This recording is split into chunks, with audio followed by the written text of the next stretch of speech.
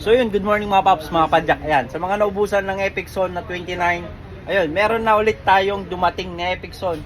Ayan, kung dati binebenta namin to ng 8.3 ngayon, 7,900 pesos na lang. Ayan, bumaba na ng 400.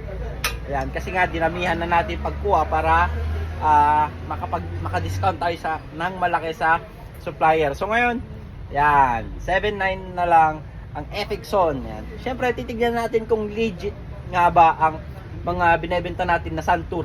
Yan, tuturuan ko na rin kayo kung paano mag-legit check dito sa Suntour Epic Zone.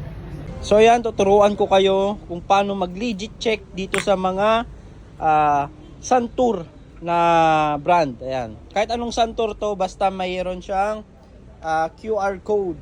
Ayan, dito natin mapapatunayan kung original o di kay legit ba yung Suntour na nabibili natin. Ayan, pag in-scan mo to, dapat ang lumabas na code niya is ito.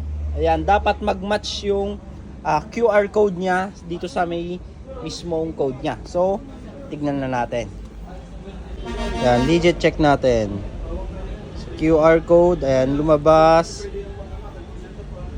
Dapat mag-match itong nag-appear na model dito sa ano niya.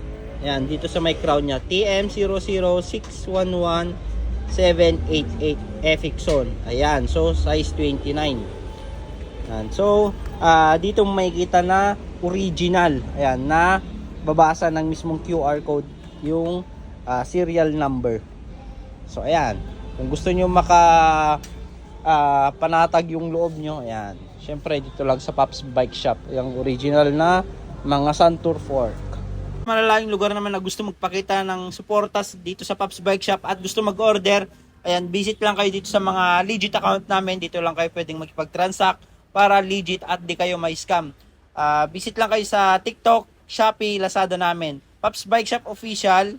Ayan, ito yung mga legit account namin. Jason Bike Parts, Bikers Need. Thank you mga Pops, mga Padjak. Ayan, dito na kayo makipag-transact at mag-order. Thank you.